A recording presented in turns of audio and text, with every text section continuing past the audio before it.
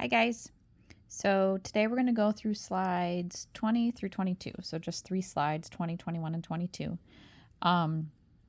So slide 20 is the blank one. Slide 21 is actually like the answers to slide 20. So I'm going to click from slide 20 to 21 since that way you'll already be able to see the things in front of you, since I can't really like fill them in as we go along.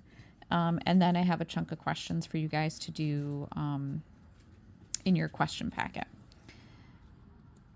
All right, so this is slide 20, it's blank. Now this is going to be slide 22. So when we talk about isotopes, isotopes are the same element, but different versions of that same element.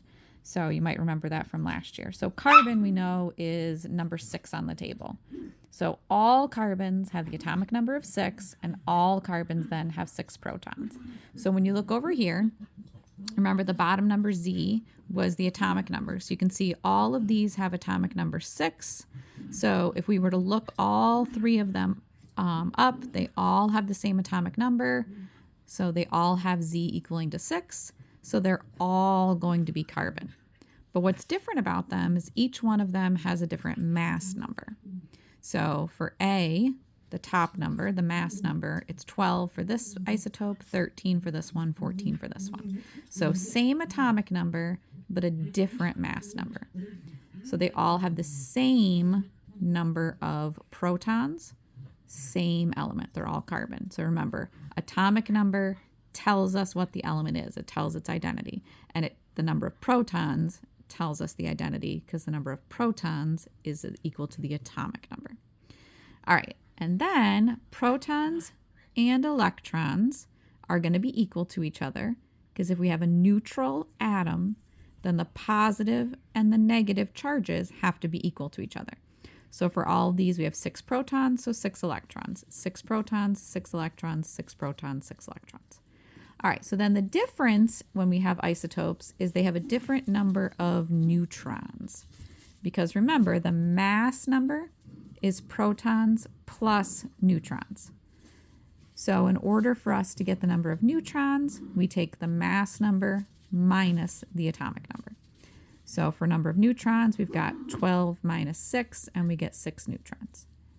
But for this isotope, our mass number is 13. So 13 minus 6 gives us 7 neutrons.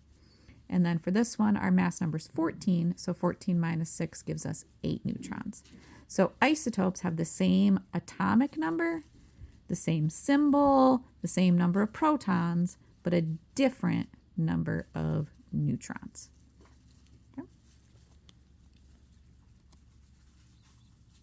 All right, so then if we have an ion, it's a charged atom. So a neutral atom has the same number of protons and electrons. We just talked about that. The positive and the negative have to balance out. So if a neutral atom has an atomic number of 10, then that means it has 10 protons and 10 electrons. But we know that when atoms want to bond, they're either going to gain electrons or lose electrons. And so if there's extra electrons, there's going to be an extra negative charge, like for example, this one.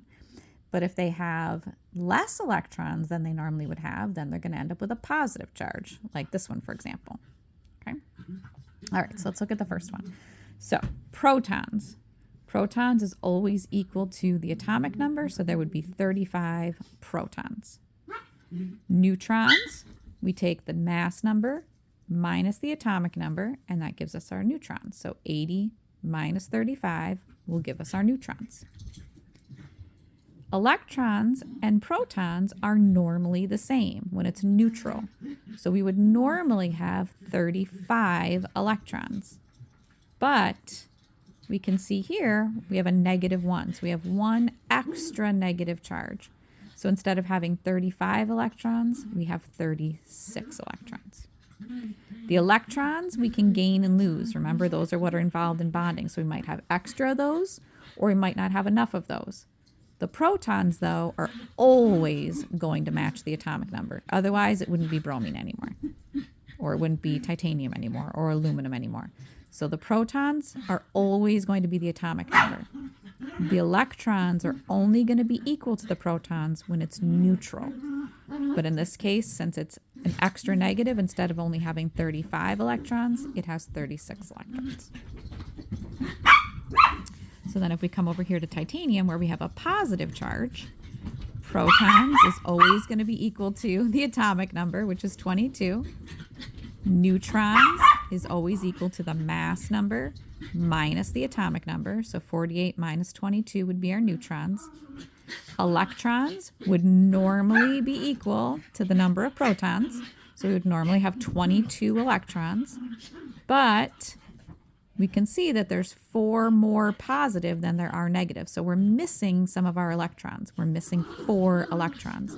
So instead of having 22 electrons, we only have 18.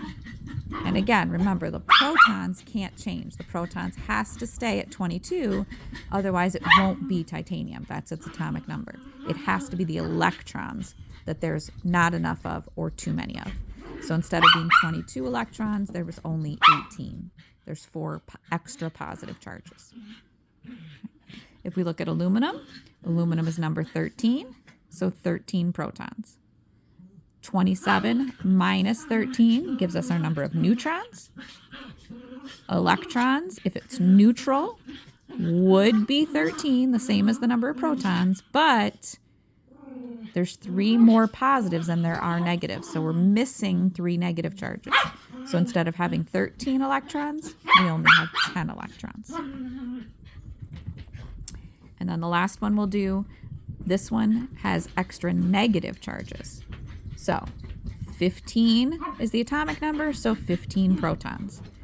32 minus 15 gives us our number of neutrons. Electrons, there would normally be 15, but we have 3 extra ones. So instead of there only being 15 electrons, there's actually 18 electrons. Okay? All right, so those are the slides. And I'll give you in your classroom post the questions now that you can do in your question packet.